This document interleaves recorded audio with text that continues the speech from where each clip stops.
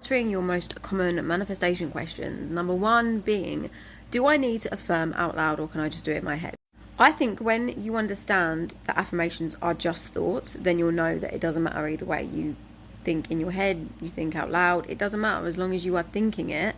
Whether you do that in your head or out loud, it really doesn't matter. People prefer to do both. Some people like to actually say it, some people just want to think it. It really doesn't matter. You can say it however, think it however, as long as you're thinking it.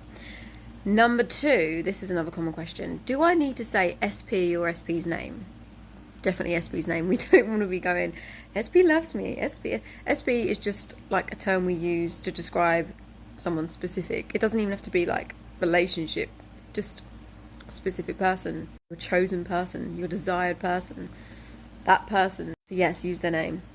Or you could say they, whatever, I don't know, but we don't really want to be saying, oh, SP. I mean, you can if you want. I don't think it really matters, but if I was living in the end of being in a relationship with my specific person, I don't think I'd be thinking SP. I think I'll just be thinking of them as boyfriend, husband, or their name. You can't be like, oh, boyfriend loves me, husband loves me, husband wants me. That'd be quite funny, actually. I'm not wanting to do that. Husband wants me, husband loves me. Anyway, we know this isn't about them, this is about you. So self-concept, they're reflecting you. So people also ask me, should I not affirm for them? Should I just affirm for me?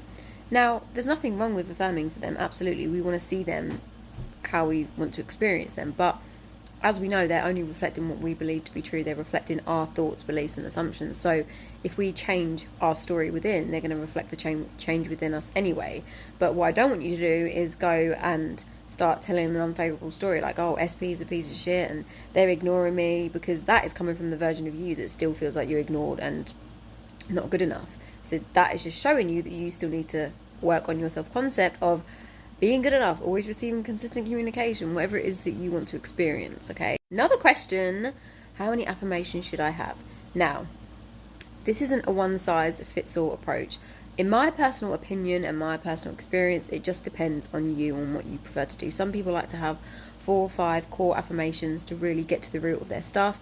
Some people like just to have a bunch of affirmations, different ones, but as long as they sort of correlate to the same thing, you know. So if you're manifesting marriage, rather than going, I am married, I'm married to SB, you could be like, I love being married. Married life is so beautiful. Being married is amazing. Marriage is something I was born for. You know, just mix it up a little bit. It's just up to you what you prefer to do. Me personally, I like to focus more on my core stuff, but then with things that I don't really have an opposing story or belief about, I'm a bit more open and just affirm lots of different things. And what I used to do as well was I'd record like all my affirmations for all areas of my life on my phone, on my sleep tape, and there'd be loads on there. But then during the day I'd affirm my core stuff, so the other stuff that I wanted would still be going into my brain, because those were like sort of branches of the core stuff. So the core stuff was getting the most focus because it's in the sleep tape as well as during the day, but at night time all the other stuff was going. I don't know if any of this is making sense, but the idea is just to do what works for you, what you want to do. I know some people get really overwhelmed with having a lot to do, so for you maybe having 3, 4, 5 core things will be more helpful and more beneficial for you. But for those of you that like to mix it up and have a few more, you can. Scripting. How do we script? Scripting is just writing in a diary as if you already got what you want. Like, if I was to wake up, let's say I went upstairs now and scripted in my diary, I would write what today was like as if it had happened exactly the way I wanted.